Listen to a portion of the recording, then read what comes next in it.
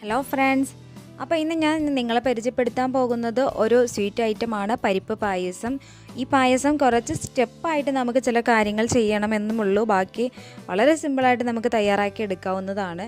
വളരെ ടേസ്റ്റിയുമാണ്. ഇതെൻ്റെ ഫേവറേറ്റ് പായസമാണ്. ഞാൻ മിക്കപ്പോഴും തന്നെ ഉണ്ടാക്കാറുള്ളതാണ്. അപ്പോൾ ഞാൻ ഇത് വിശദമായിട്ട് നിങ്ങൾക്കിത് പറഞ്ഞു തരാം, ഇതിൻ്റെ ഇൻഗ്രീഡിയൻസും പ്രിപ്പറേഷനും. അപ്പോൾ അതിന് മുന്നേ എൻ്റെ ചാനൽ സബ്സ്ക്രൈബ് ചെയ്യാത്തവർ ഒന്ന് സബ്സ്ക്രൈബ് ചെയ്യുക. തൊട്ടടുത്തുള്ള ബെൽ ബട്ടനും ക്ലിക്ക് ചെയ്യുക.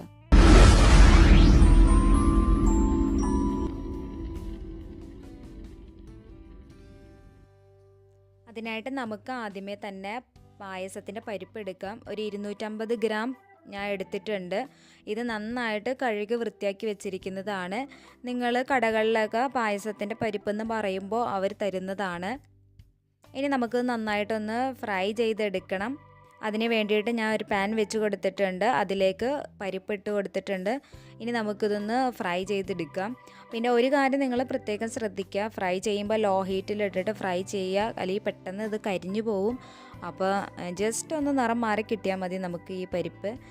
ഇതിൻ്റെ ഒരു പച്ച ചുകയും മണമൊക്കെ ഒന്ന് മാറി കിട്ടാൻ വേണ്ടിയിട്ടാണ് നമ്മളിങ്ങനെ ഫ്രൈ ചെയ്തെടുക്കുന്നത്. അപ്പോൾ അത് നിങ്ങൾ ശ്രദ്ധിച്ചിട്ട് ഇത് ഫ്രൈ ചെയ്തെടുത്തിട്ട് തണുക്കാൻ വേണ്ടിയിട്ട് മാറ്റാം. അടുത്ത് നമുക്ക് വേണ്ടത് നല്ല ജീരകമാണ്. ഈ നല്ല ജീരകം നമുക്ക് നന്നായിട്ട് ഫ്രൈ ചെയ്ത് മിക്സിയിൽ പൊടിച്ചെടുക്കണം. ഏലക്കാപ്പൊടി, ഉപ്പ്, നെയ്യ് നമുക്ക് ഡ്രൈ ഫ്രൂട്ട്സൊക്കെ ഫ്രൈ ചെയ്യാനാണ്. തേങ്ങാക്കൊത്ത്, കാഷ്യൂനട്ട്, റൈസിൻസ്. ഇതൊക്കെ നിങ്ങളുടെ ഇഷ്ടത്തിന് നിങ്ങൾക്ക് എടുക്കാം. ഇനി നമുക്ക് നല്ല ജീരകം ഒന്ന് ഫ്രൈ ചെയ്തെടുക്കുക. അതിന് വേണ്ടിയിട്ട് ഞാൻ പാൻ വെച്ചിട്ടുണ്ട്, അതിലേക്ക് ഇട്ട് കൊടുക്കുന്നുണ്ട്. 2 ടേബിൾ സ്പൂൺ ഞാൻ എടുത്തിട്ടുണ്ട്. ടീസ്പൂൺ അല്ല, 2 ടേബിൾ സ്പൂണാണ് കേട്ടോ ഞാൻ എടുത്തിരിക്കുന്നത്. കാരണം നമ്മുടെ പായസത്തിന് നല്ലൊരു ടേസ്റ്റ് നൽകുന്നത് ഈ നല്ല ജീരകമാണ്.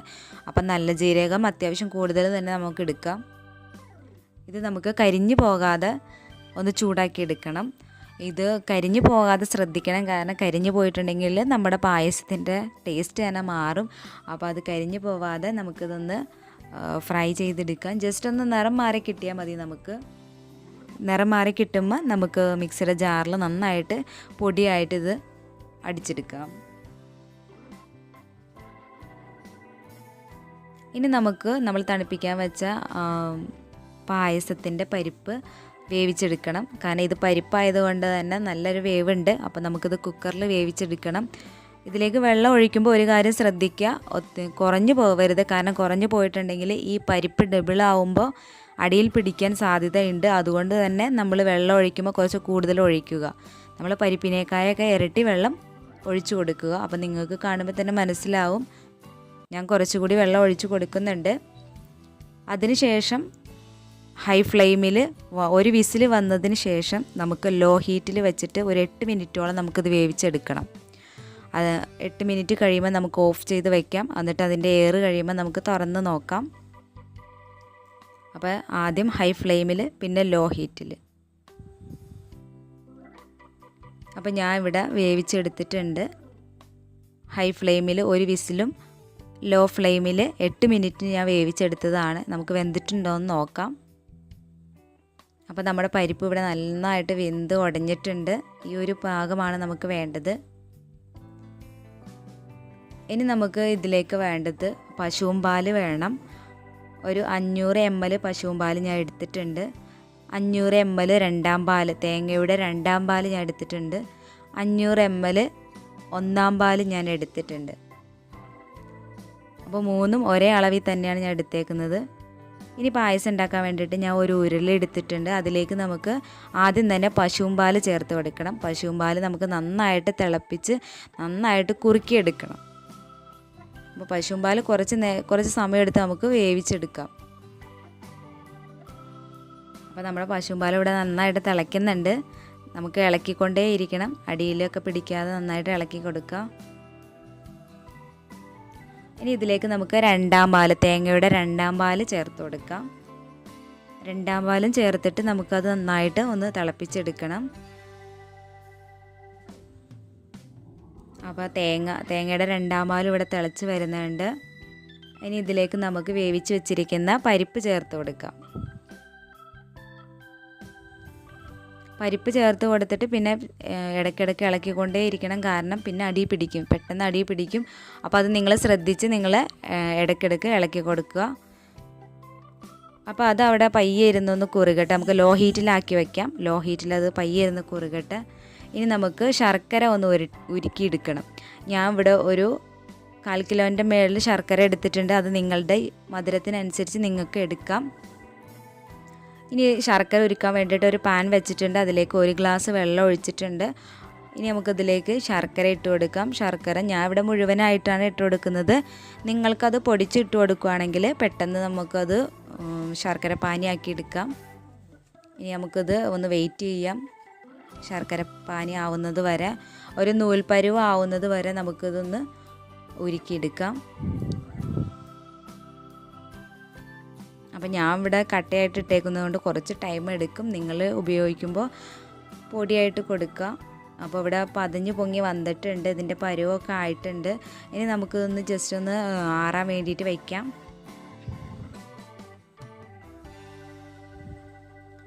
അപ്പോൾ നമ്മളിവിടെ ലോ ഹീറ്റിൽ വെച്ചിരിക്കുന്ന പായസ മിക്സിലേക്ക് നമുക്ക് ഇത് ശർക്കര നമുക്ക് അരിച്ചൊഴിച്ചു കൊടുക്കാം.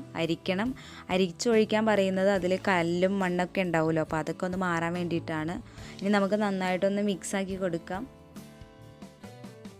മധുരമൊക്കെ ആ പരിപ്പിലേക്കൊക്കെ ഇനി ഒന്ന് പിടിക്കണം. അതിന് വേണ്ടിയിട്ട് നമുക്കൊന്ന് തിളപ്പിച്ചെടുക്കാം.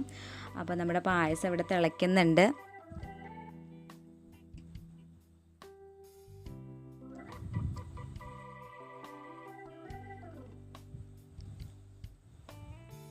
ഇനി ഇതിലേക്ക് നമുക്ക് ഒരു സ്വല്പം ഉപ്പിട്ട് കൊടുക്കാം. ഒരുപാട് ഉപ്പിട്ട് കൊടുക്കരുത്. നമ്മുടെ ആ മധുരം ഒന്ന് കറക്റ്റ് ആവാൻ വേണ്ടിയിട്ടാണ്. അപ്പോൾ ഒരു പിഞ്ച് ഉപ്പ് നമുക്കിതിലേക്ക് ചേർത്ത് കൊടുക്കാം.